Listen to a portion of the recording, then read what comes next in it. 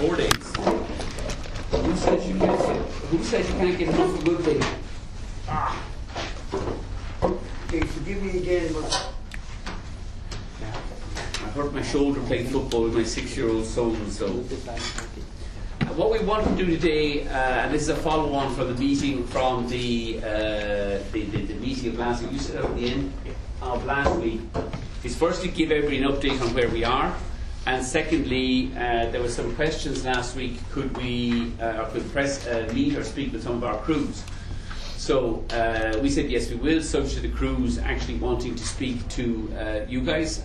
We have some volunteers today. We have 3 pilots, Frederick, Peter and Michael, and we have 2 cabin crew, Veronica and Louise, all 5 of whom are based here are in Copenhagen. 3 pilots are all Danish and moved up here, volunteered to move to Copenhagen when we opened the base here some 3 months ago. Louise and Veronica are not Danish. She's much too attractive to be Danish. Guys, come on. You're welcome. Come on in. And now they're a bit nervous, so because it's like bringing Christians into the fucking lion's den here with Julof. So I think we need a couple of rules just to make sure they're fairly treated. I'm going to ask them all to say a few words each, if you like. I propose to start off, we'll ask them 1 or 2 questions just so that they all feel comfortable. They're all here as volunteers, so they're all free if they to get up and go if they don't like it, or they're free to stay if they like it as well. They're also free to say anything at all they like. We have, as I'm sure you're aware, we've given them all written letters today that if they say anything bad or wrong, they'll be sacked this evening. But other than that, they're free to say anything at all they like to you. So, just a quick starting. Having got, as you know, last Friday we received a notification from the Danish unions, and don't ask me which union because there's too many, but from the LO, which was that they were going to launch a sympathy action in Copenhagen starting on the 18th of July next. The sympathy action is under the Labour Code ruling. The unions accept that they don't have any members who are currently pilots or cabin crew working for Ryanair in Copenhagen, but yet they're going to use non-Ryanair employees to somehow blockade the Ryanair aircraft in Copenhagen. And as a result of that, we've announced last week that we're going to close the base in Copenhagen on the 14th of July, and the aircraft will move to Kaunas in Lithuania. Sorry, there's some water. To Kaunas in Lithuania. That means that we will not be recognising the Danish unions, nor will we be signing up to a Danish collective agreement. We have a collective agreement here covering the pilots and the cabin crew at the base in Copenhagen. They all volunteer to move up here, so they work freely they choose to work for Ryanair. They choose to live and work here in Denmark. Obviously, some of the pilots are Danish, and therefore it suits them.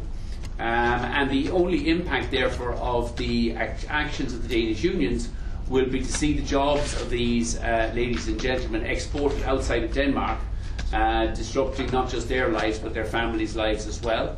And we're currently going through a process with them over the next week to find out where they would, if the base in Denmark closes next week, where they would like, or which of the other Ryanair bases they would like to move to.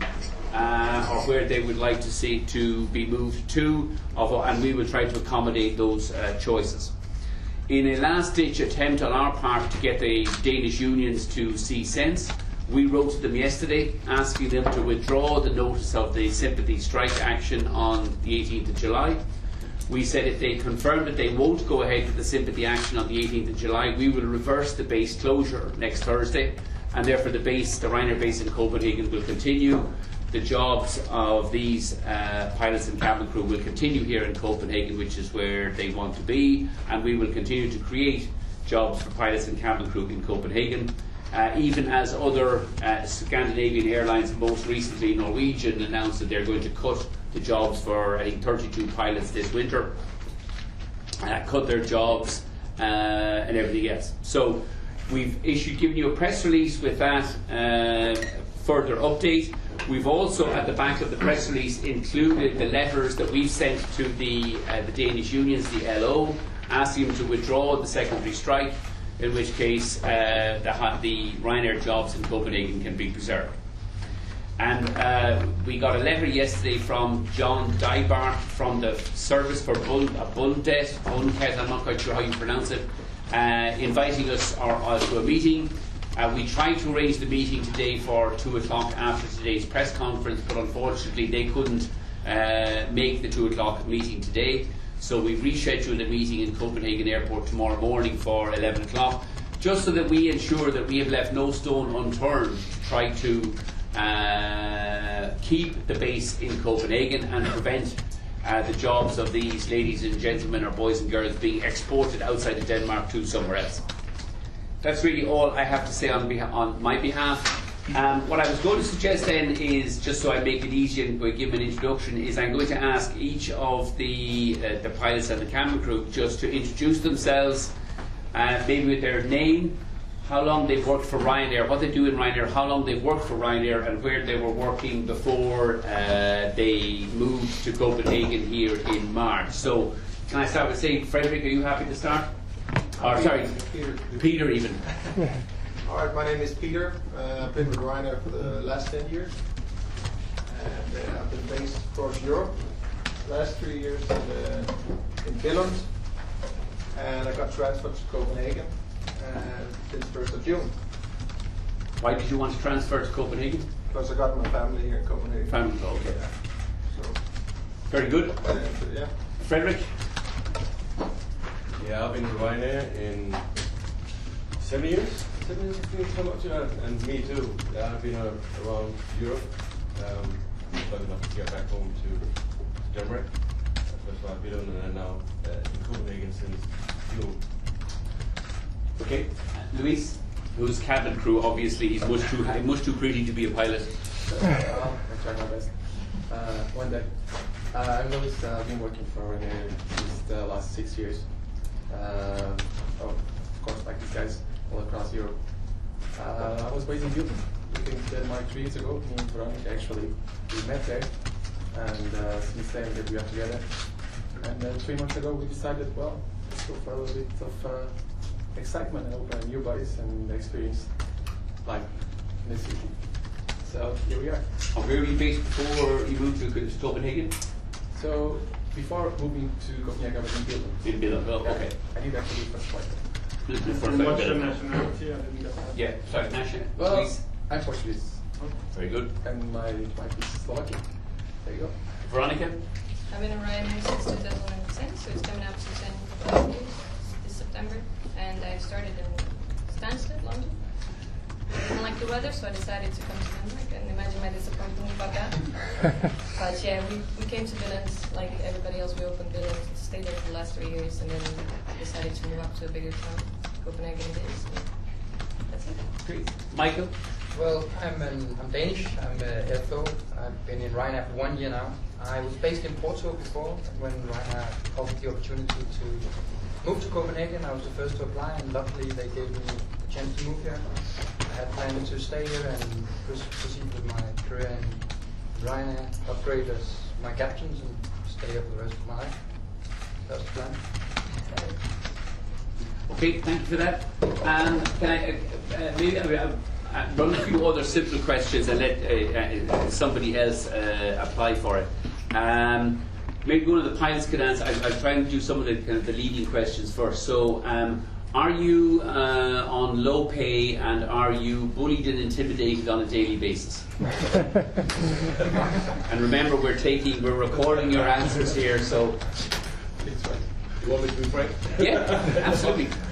Absolutely not. Absolutely not. I mean, we saw the contract before we signed it. The full package was there. The important stuff I need for me and my loved one was right there. I signed it. There was no bullets in my head before I did it. I have a way out if I don't like it. I have a notice. I can quit my job if I find another one that's better. I'm being bullied on a daily basis. No. I like flying planes. I don't like to be bullied. So, if it was so, I would leave. What is your full name? So, no, we're not doing the full names now. So you can have the first names, not the full names. Another question. It is reported by various experts in the press that we publish monthly fuel leak tables which measure the amount of fuel that's burned on a monthly basis. And that's some way of us coercing pilots to take less fuel.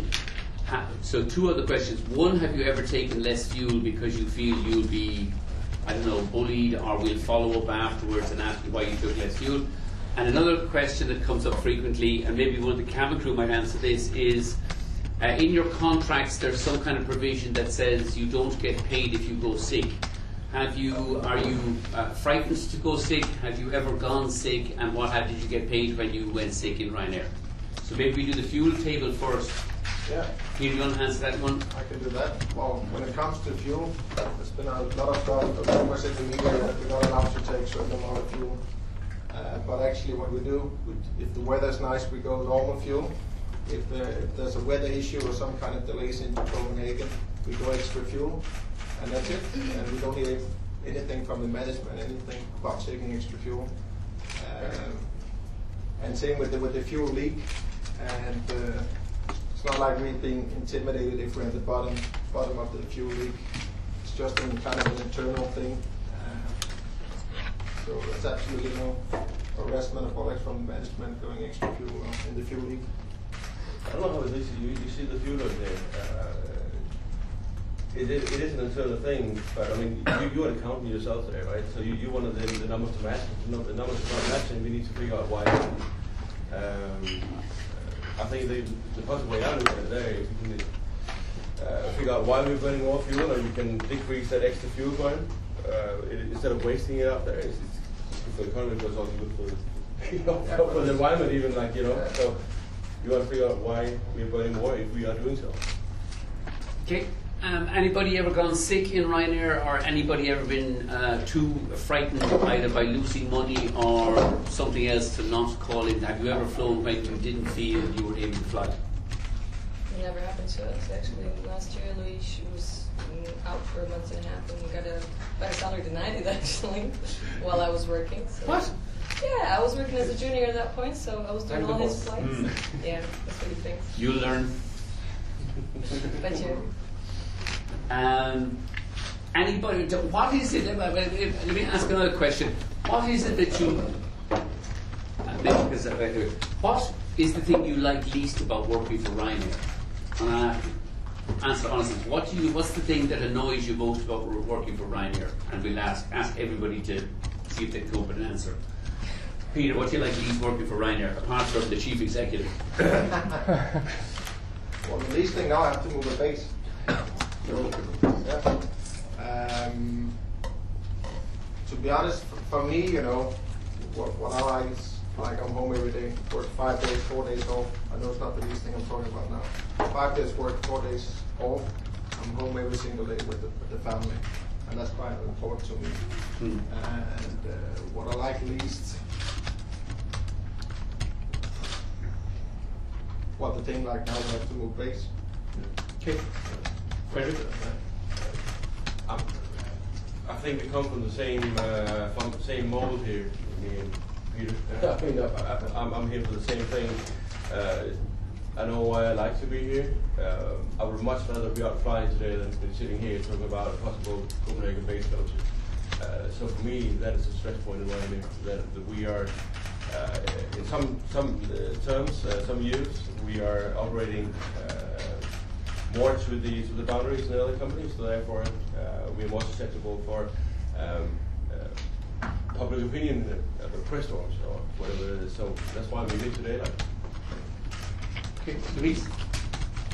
Anything you don't like about working for Ryanair? What annoys you most? Well, I have to say that it's the fact that it was our choice. Working for an airline implies that in this case you're living abroad. And like it or not, I'm not always with my family, like these guys here. Yes, I'm lucky because they were raised here and they can be close to their families. I need to travel to see my family, but for my family to travel to see me. That's the only thing that is actually the downside of this job, the nature of this job. But it was my choice, and my family is okay with it because all my family travels with the same conditions that I do. So we're planning a life together. We're in Copenhagen, so I could be more happy. Veronica? Something I don't like. Yeah. The hairstyle. Girls. Can we do something about? No, I'm just joking. Now, of course, there are many things that you don't like about the company that you work in, regardless of where you work. You know, there are people that you have to come across, and sometimes you disagree, but that has nothing to do with the conditions. I received the contract just like everybody else. I read it, and I was free to sign or not sign, and I signed when I like it. That's it. Like we were talking before, you know, I've been here 3 years, especially in Denmark, and if I consider myself educated enough and eloquent enough to find a different kind of job if I wanted to. But I like aviation, and I'd like to have this job. You know, I could have applied for any other company given the experience that I've had. So I'm still here. Okay, Michael. Well, for me, it's most definitely the public, especially in this later stage here in Denmark, the lack of public recognition for what we do. Like, I take pride in my job, and when I tell people what I do, then they recognize this. Then I tell them I work for Ryanair, and there's a lot of questions. So is it true with the fuel? Do you actually have to pay to go to the toilet and all that? Which is obviously not true. And it is, at the moment, what I like the least about working. On top of what the captain said, I live in Copenhagen as well, and I really don't want to move away from here. I like it. Okay. And I guess enough kind of start questions from me. Hopefully everybody's not quite so nervous. We're now going to open up the question. By the way, the one question, please nobody ask, can I see your contract? Because the answer to that is no, you can't see the contract. Don't ask any detailed, but they're free to answer. There are detailed questions about their money, but it's up to them whether they want to answer or not. And if there's any really silly questions, I'm going to shut you down because it's not fair. They're not used to dealing with press conference. But other than that, so if you call out your name and where you're from, or please then feel free to ask any question you want.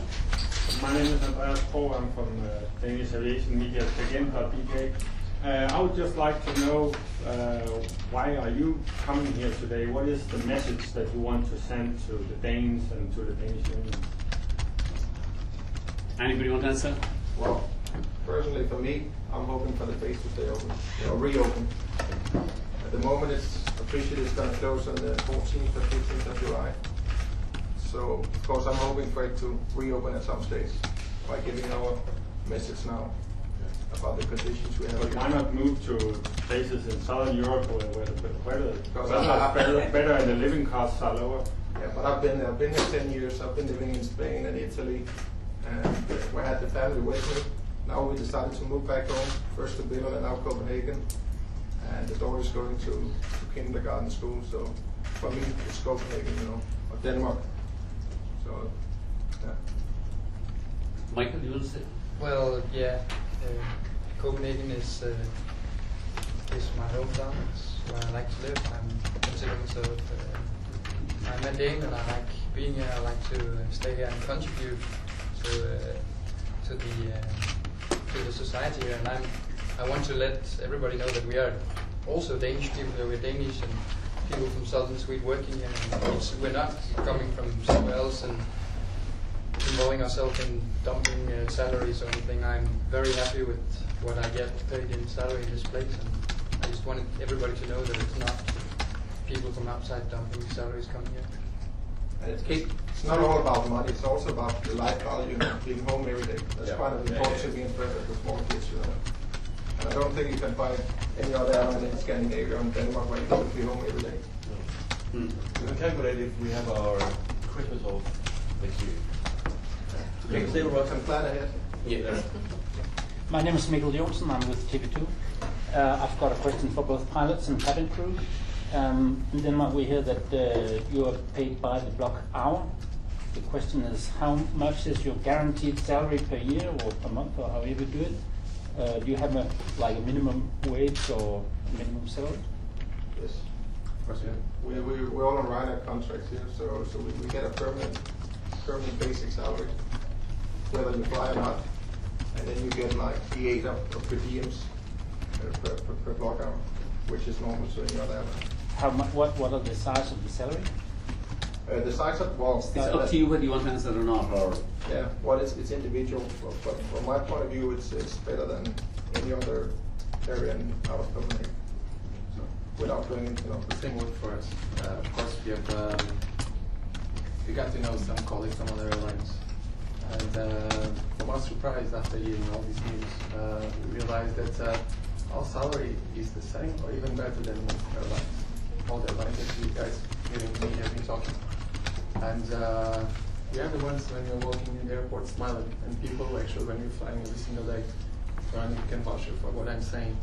People asking you, why are you guys so happy? Why are you guys so smile every single day? Why do you have this kind of customer service? And I was like, for sure, it's not because we have low salaries. For sure, because we're not old in this company. And answering the other question, the reason why we are here is because me and Veronica talked yesterday, and we think there's a chance for us to answer to all these questions that we have every single day when we're flying, passengers approaching us and asking, are you guys happy? Are you guys well paid? Actually, they're concerned about us, and we say, listen, don't not even 70% that you're listening to the media. Because if you want to do a good job, if you want to vouch for our rights, make sure that you are well informed and do a serious job getting the information from us. I think that's the point. Question back here. How large a proportion of the people working on the planes are based at Copenhagen, and how many people are being flown in from other bases or other countries? all based in Copenhagen. All based. We are living here since we started. All personnel on the Copenhagen plane are based and work are based and live in Copenhagen. Yep. Yes. Okay. And the salary, how does that match the living cost in Denmark? Well, like we were saying, we've been here 3 years and we had never had any issues. We bought a car or in Could you repeat, please, with the microphone? Yeah. So we've been 3 years living in Billund, which is a small town, and we managed to buy a car in the first year that we moved in. We had a really nice apartment with a little garden there. We moved up here, had no problems and issues. Obviously, it's a bit difficult to find accommodation in Copenhagen, but that's general. Never had any issues. And like I said before, we wouldn't be here if we had I could choose any other job. I could choose different conditions, but I like these. I have no issues with my salary. Did you choose to move to Copenhagen, or were you forced to go to Copenhagen from Billund? It was a tough choice, from Billund to Copenhagen. No, it was really a nice choice that we got. We were asked if we would like to, and we said, yeah, of course. The Copenhagen city we've been to, and it's beautiful, so why not? It's another adventure. Okay, no, this gentleman here next. Yes, Peter Vestol with TV2 Denmark. As this is going out to the Danish viewers, would you mind if I ask one question in Danish? I would. No, keep it in English, please. All right, we'll do it in English then. Thank you. Well, I'd like to ask this for Peter and Frederick. There's been quite a few negative statements by former employees of Ryanair about the working conditions in Ryanair. One said that he didn't get paid for several months when he was sick because of a car accident. What's your opinion about this? I don't know the specific case. What I can tell you, if I'm happy or not, I hear some of the rumors too. I know for the fact that the guys are flying here, I guess they're here because they chose you. I mean, if you don't want to stay here, you can leave. So if anyone is unhappy, I think you probably find that everywhere. I would be very surprised if you cannot find anyone in your department even to make the company unhappy. So I think you can gather a room of unhappy pilots and cabin crews in Ryanair. I don't see why not.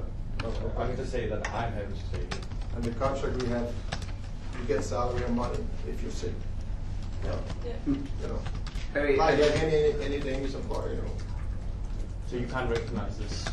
It's not, well, this doesn't happen. Like, if that happens, firstly they have contracts that say they get a minimum pay when they're sick, and if some ex-employee claims he or she wasn't paid for months, they would simply sue us and they would win. So, like, these claims from so-called ex-employees are false. So they're lying, basically? But I'm not sure whether you actually spoke to an ex-employee, or it's just somebody in the union said that they had spoken to some ex-employee, so I don't know whether it's actually factual or not. Well, there was one who mentioned this in the trial in Arbejdsmarkedet as well, I think. Not true. I don't know what a trial in Hammershagen is, but was that? It was a labour court, was it? In the labour court. In the labour court, yes. Yes. we've no such allegation of nobody being paid while they were sick. It's untrue.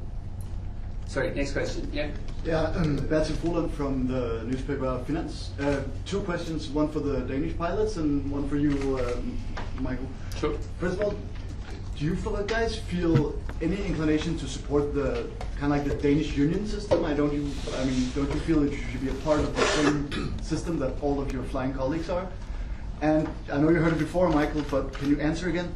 All this could end if you just put on a contract on the table so people could see it. Why on earth not just do it? Well, it won't end because we put a contract on the table. Visual proof for all of this? No. Our contracts are confidential. We're not allowed to put a contract on the table, and nor should we have to put our contract on the table. The fact that we have lots of people who want to fly with us at height, I mean, we're being accused up here falsely in the Danish press of social dumping. The definition of social dumping, or the usual, is that you have a Romanian lorry driver driving his truck around England, living in the back of his cab. And yet we have Danish pilots, we don't have many Danish cabin crew up here in Denmark on competitive pay, which is the only way you can have them up here. So it doesn't end because the lies that are being told by the Danish unions, either about our fuel tables, this rubbish about somebody not being paid while they were sick, which is a lie, just continue and continue. What the Danish unions won't explain is why are they taking this case when they don't have any members in Ryanair. They admit in the case, in the court, they have no members in Ryanair, and the only outcome of the case is these jobs get exported out of Denmark. But if you presented a contract, nameless, just an anonymous contract, that's how it is in Ryanair. We could all stop speculating. You won't. There's numerous Ryanair contracts out there at the moment anyway. There was the first part of the question. Yeah, sorry, that was for the pilots. How do you feel about not kind of supporting the Danish union system and the whole, what we always talk about in Denmark?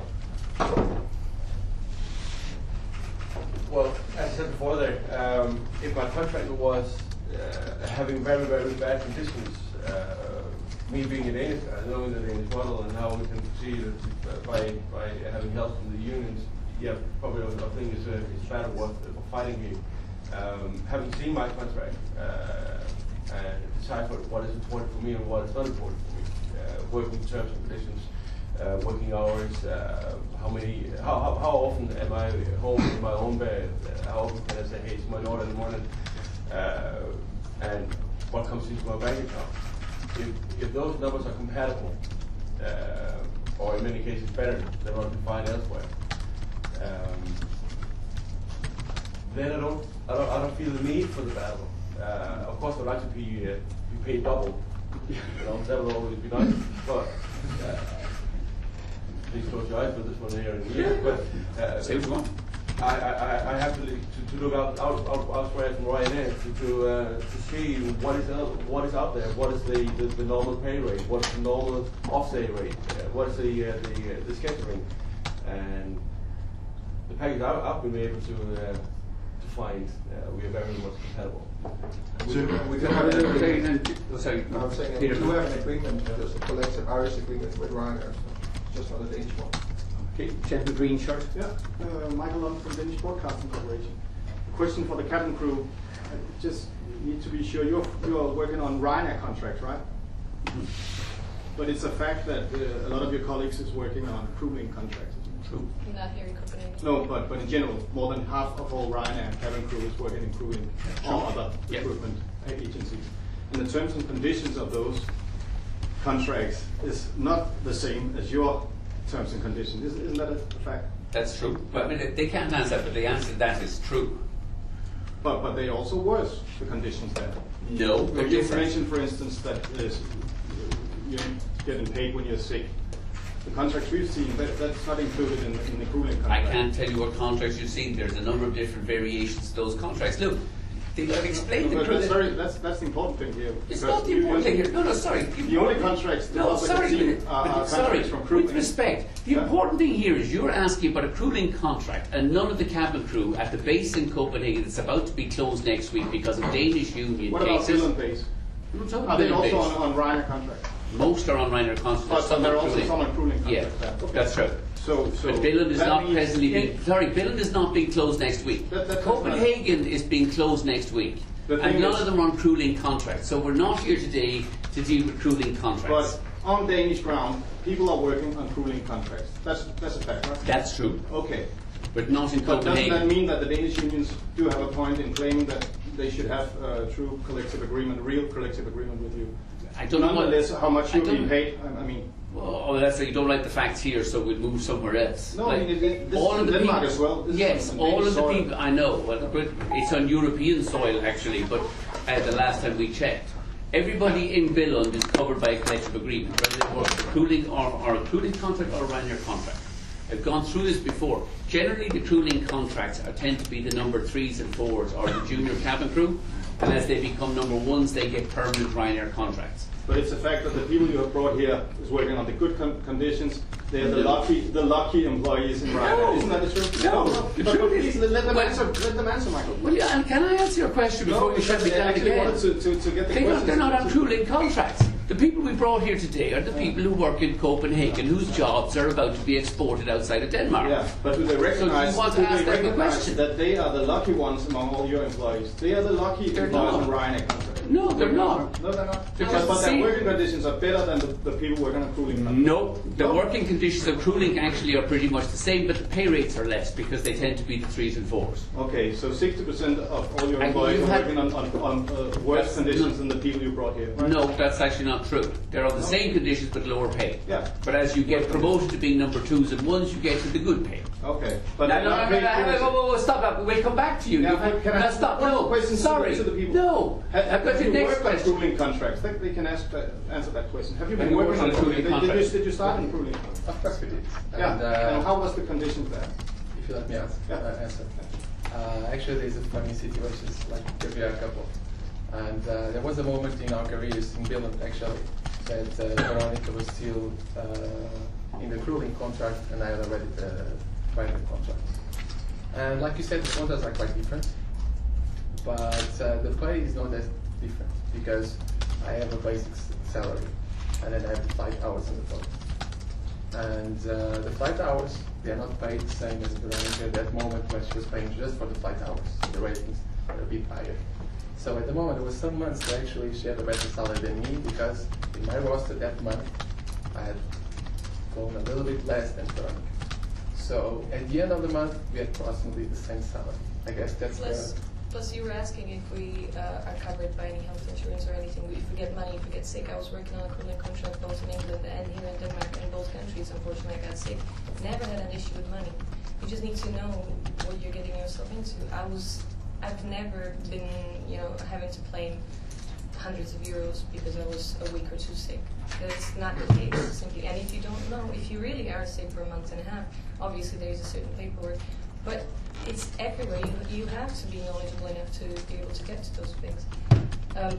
We've filed for his return. Last year we got a nice salary. We had nothing to use.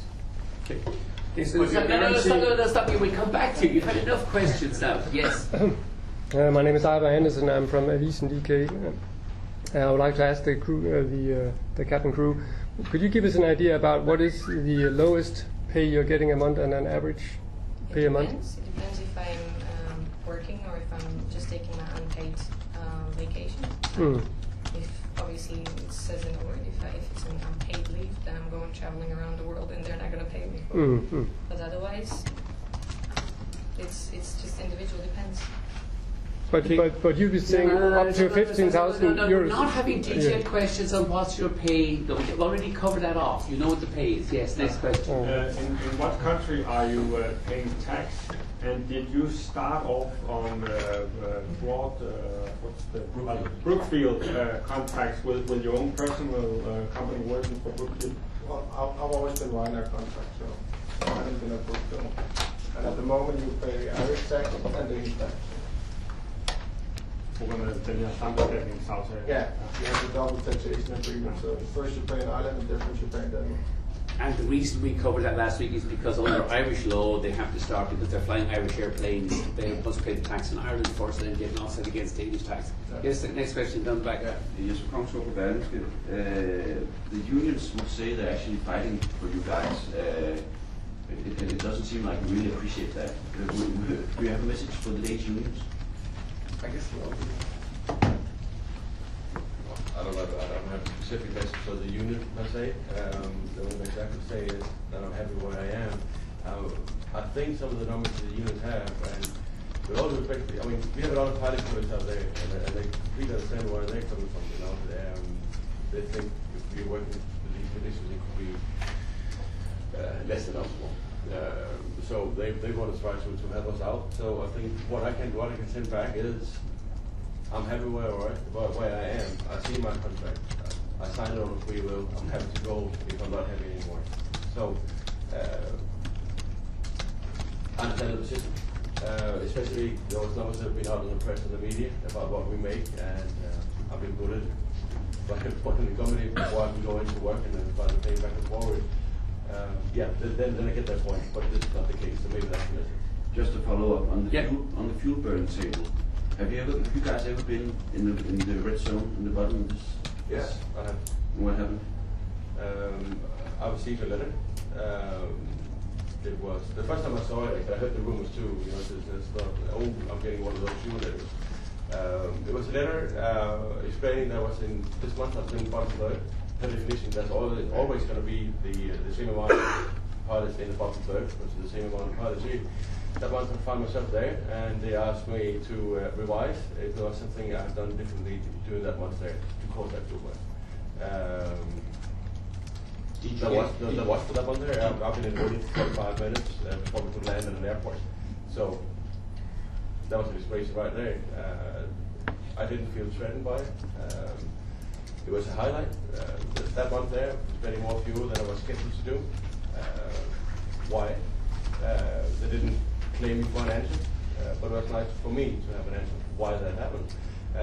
It's not a thing that goes on in my mind on a daily basis when we are flying. It's a thing that pops up once a month with a fuel table, and it's kind of like a depends how you want to react on it. It could be a reflection time. You know. What happened there? Oh yeah, I had the duration, or I had it all the time. Were you summoned, when you got a letter, were you summoned to a meeting with Ryanair management at which you were threatened as to your future use of fuel? No. Has it ever affected you if you think you're going to have bad weather or air traffic control? Has it ever affected the amount of fuel you take subsequently? No, that's one point Ryanair has written there in our SOP book, our standard operating procedures, which we take very seriously, and I think I would be summoned for a meeting in Dublin if I didn't react to that one there. It's safety first, like. So, in our book, we're allowed to take the fuel we need. If I'm taking more than scheduled, they want a reason for it. It doesn't say anywhere it has to be the reason. They want something there so they can fill out the section 3 of some form somewhere. I've never been questioned on my decision on how much fuel I could take or how much I could take. Okay, this person. Why don't you guys go to the unions and present them on the 4 eyes with your contract and say, okay, see, we get the pay that we are satisfied, so can you stop this? Nobody ever approached us. Nobody ever come to ask the questions. We don't feel represented here. And Because we've been reading the news as well, Google Press, but you know, the things that have been saying about our lives here, they are not true. And so what kind of credibility an institution or somebody will have that without asking, without approaching, for the first time since we arrived to Copenhagen. Right now, this moment, is the first time that actually somebody's asking these questions. So somebody that I don't know, that don't understand the language of the institution, claiming that they're taking care of my interests, they are saying these kind of things. That we're not well paid, that we are basically slaves here and everything. It doesn't match the reality that we are living. So why should I go to the same institution? Lost completely credibility for me. What about you pilots? You understand the question, or you understand the language. You could easily call Flygvagnspersonale and talk to them and say there's no problem with the Copenhagen base. I don't know about you, but I don't feel like I'm a spokesperson for the company there. I speak for my own behalf there. I'm happy here. We have a collective agreement with Ryanair. I was under the impression, I'm hoping for, fingers crossed, that Ryanair was going to deal with that stuff here. I'm hired to fly the plane for it, yeah. Whatever happens to our contract, at the end, well, it's going to be my decision. Do I want to stay there? Don't I want to stay there? If the union want an agreement, it's you guys to talk to. I don't have that decision power. Next question. Do you want to come back in? Yeah. Yeah. Just about. Took a seat. The Danish unions have said that if you're being paid what we hear on the Ryanair contract, it would be easy for them to make a collective agreement with you, and you could, fly just as you want from any Danish airport. Why don't you just agree on presenting the salaries you're giving now, and then making an agreement with them once and for all to fly? But because we live in Europe, and the last time I checked, Europe was sort of a democracy, or nearly, we're free to make our own decisions. Yeah, but the Labour Court doesn't agree with that. No, sorry. Other than France or Italy. You answer the question first. Right, I know the Labour Court doesn't agree with it. And the Labour Court believes that actually we should simply recognise the Danish unions up here. To which we've said, A, we don't have to, and B, this is a mobile, it's an aircraft, and if we're going to be forced to recognise the Danish unions, we haven't recognised the French unions or the Spanish unions or the Italian unions or the Polish unions or the Irish unions or any of the unions either. We're not about to start in Denmark. Therefore, we have an alternative. If we had no alternative, if we were McDonald's up here and you were opening up a shop in downtown Copenhagen, we'd have no alternative. We have an alternative. We moved the aircraft outside of Denmark. In which case, even the Labour Court says the Danish model doesn't apply. And the point we've been trying to make is the Danish model is wonderful up here in Denmark, although given the financial condition of Sterling and SAS and Norwegian, maybe it's not quite so good for the airline business. But it doesn't apply because these are mobile transport workers. So why won't we recognise the Danish unions? A, because our pay is better than the Danish agreement. B, because our rosters are better than the Danish rosters. But there's lots of other silly little things in there that we don't agree with and that are not part of our productivity. And when we have better pay than the Danish union agreement, better rosters than the Danish union, which is what most of our people want, we're not about to reach agreement on, I'll give you an example of some silly thing that's in the Danish agreement. Uniforms. What? Sorry, the payment for underwear is in the collective agreement. Okay, apparently we've got to pay people for their underwear. Now, sorry, underwear.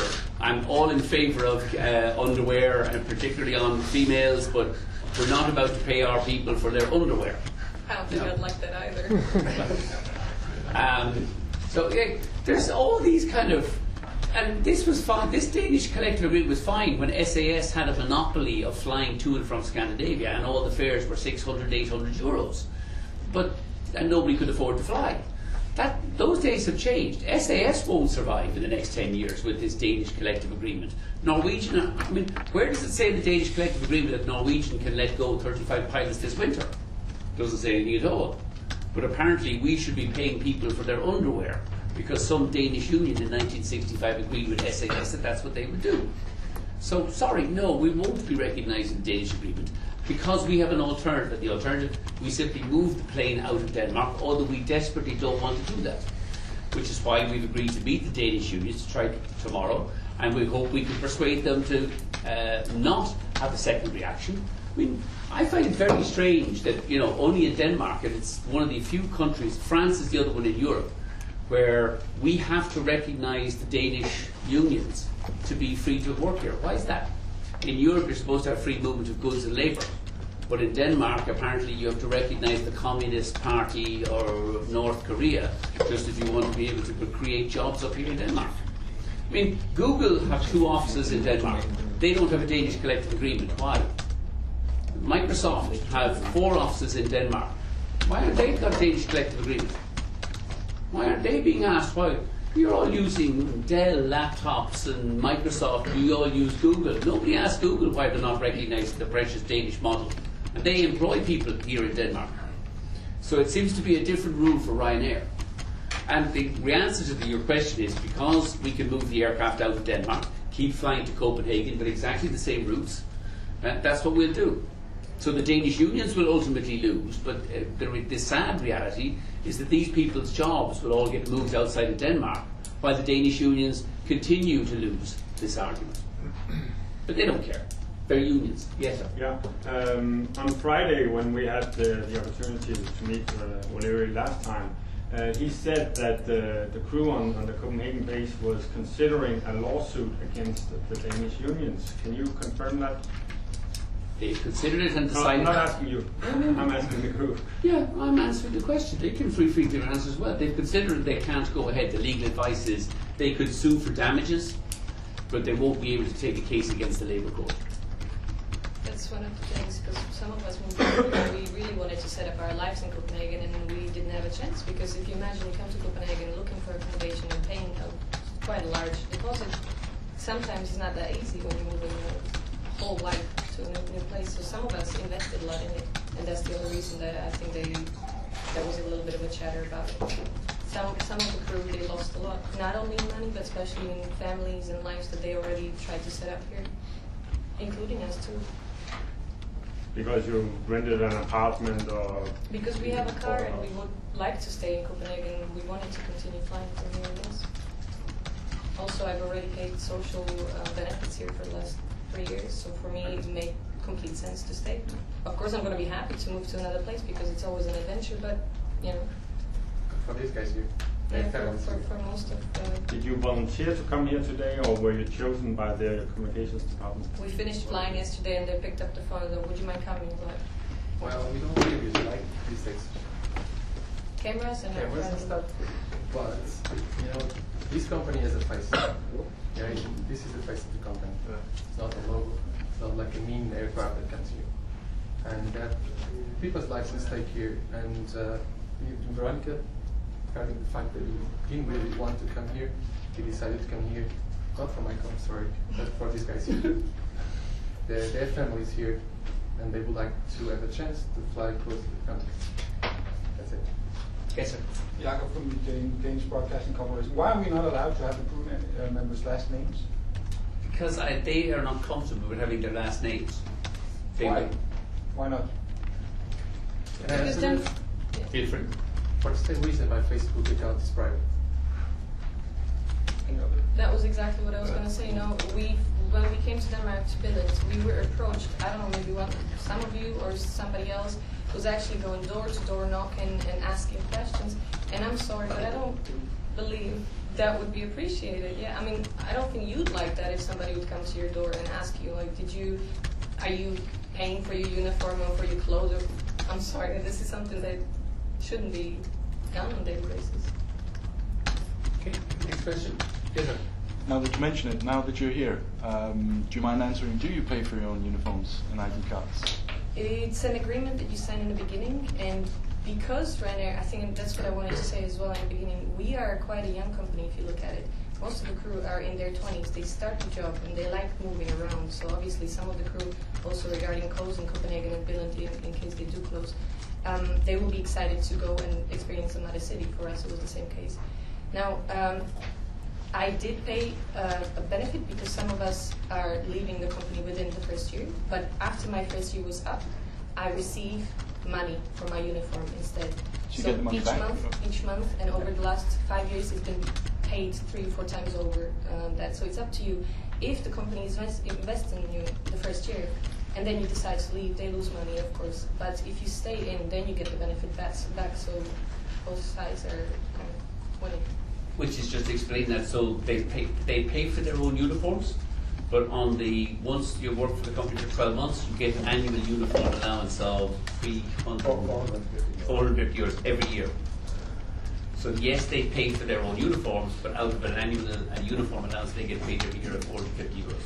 And this is also to say, you know, you get information, and I get it. You're trying to find somebody who will give you information, and you come to a 21-year-old who just finished his first year Ryanair, and he was waking up at 4 o'clock in the morning, and he didn't like that, and then he will just find all kinds of possible reasons to say that he didn't like Ryanair.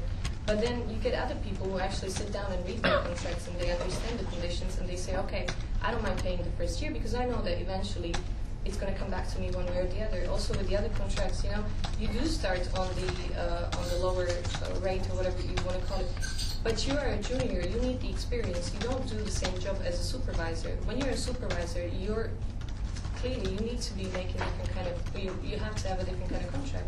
So then at that point, you enjoy different kind of benefits as well. Yes, sir. When you were on the crewing contract, were you paid when you were sick? Yes. If I was not paid by Ryanair, then obviously you can always claim money from Ireland or England, in my case, where I was based. So I never, ever had issue.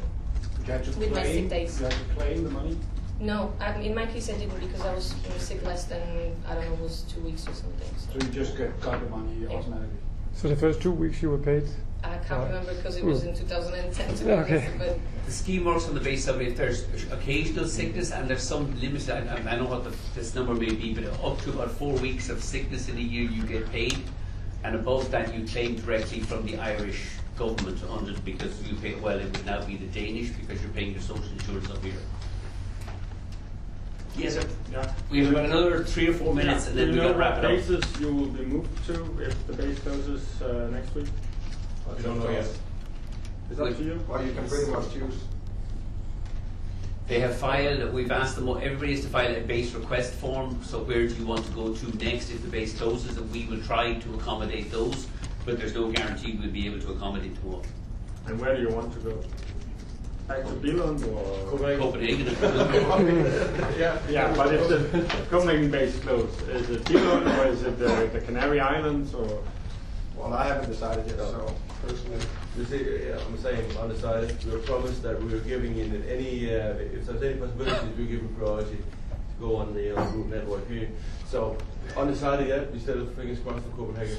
Well, these guys, the kind of question is that they don't like fish, and you're asking me. So we have this dish of fish and this dish of fish. Which one would you like? In Portugal. Well, they want Denmark. So I'm asking which other way they would like to. You know, it's just And where do you want to go? Well, Portugal. we start Wherever here. Veronica goes. At home, she's the boss. When I fly, it's a different. And where do you want to go? no, for us it was simple. We wanted to. I applied for Billund, although many people were saying, you know, come on, it's going to be the end of the world, and it was in the end. But it was a nice experience, and then I chose Copenhagen because I wanted to stay here. Now we didn't have any other choice, so we had to apply. For me, I wouldn't mind going to another big city. We chose Barcelona at the moment. We'll see if there's any availability, but we wouldn't mind staying in Copenhagen. And again, you will get plenty of answers, and our colleagues will give you an answer. No, I want to go, of course, because they've had 3 months of life in Copenhagen. They saw and they want to move somewhere else. But there's a big portion of us that wanted to stay, that has lives here, married here. You know, they with kids, with children, with Some of the other people on the base. Yeah, with families, kids that were actually born here. Boyfriends, girlfriends, you know. Depends your life. Our lives were set up here.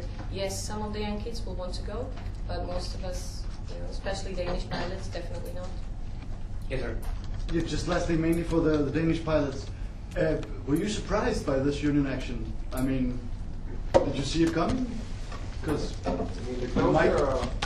with the blockades and the action and the get Ryanair out of Copenhagen. Again, were you surprised by this? I mean, are you surprised that you're sitting here now and the unions have gone into such a fervor around this? No, the unions in Copenhagen are quite strong compared to Billund, you know. So we're based in Billund before, so that wasn't really a big issue. But I would say probably 50-50 at the time we started with the unions, you know. So was that quite tough? I'm quite surprised with something. I was hoping for a solution there. Hearing the facts have been thrown around there, I thought that would be cleaned up way before, and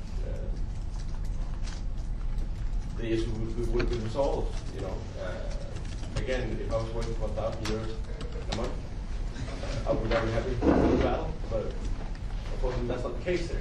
So now we have a bottom range here. True. Yes, sir. Are we allowed to speak to the crew one-on-one? No.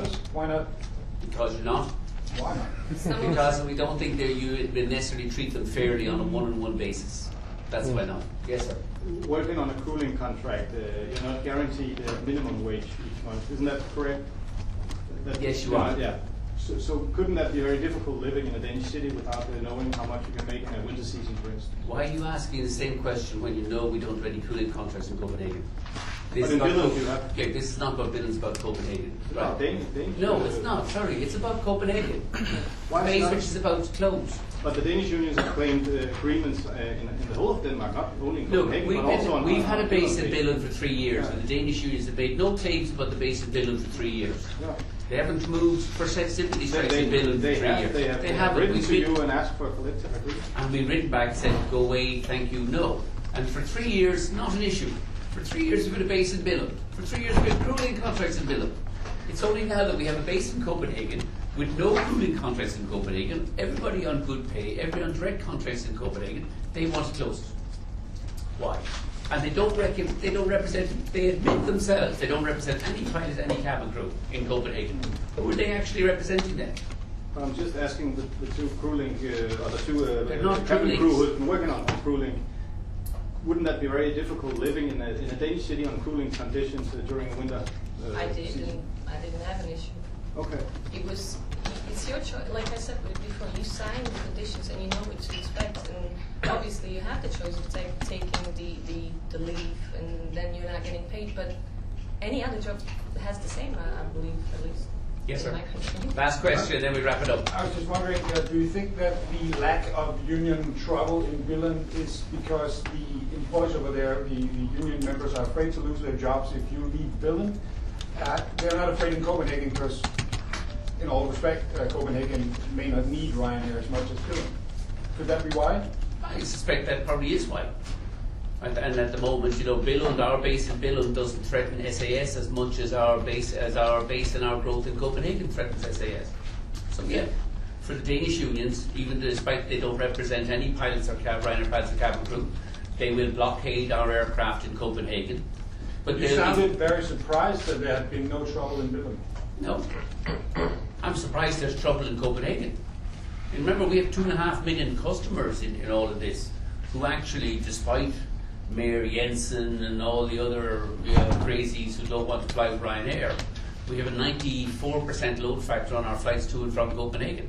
There's 2.5 million customers who want to support what these people do on a daily basis. And so the only effect of the Danish union action will be their jobs get moved to Kaunas or somewhere else. But the flights will continue, the low fares will continue, and the Danish unions will fail. Very last question. The and we shortest really have to question, go. could you just repeat your nationality, sorry, Brian? Slovakia. Slovakian. I'm Irish. And the meeting with the Zanzibar, will that be tomorrow? Tomorrow, I think, is subject. We're waiting for confirmation at about 11:30 or 11 o'clock at the airport. Yeah. We're trying to meet them today after this meeting, but they're apparently tied up in some very important union meetings. It's fine. So across the table we have Danish, Portuguese, good-looking one is Irish, Veronica Slovakian, and Michael is Danish. Okay. Anybody want to say anything else before we wrap it up? Louise, how's your first name spelled? L-O-Y-S? L-U-I-S. L-U-I-S, okay, thank you. Obrigado. Okay, thanks very much, everybody. Thank you. Very kind.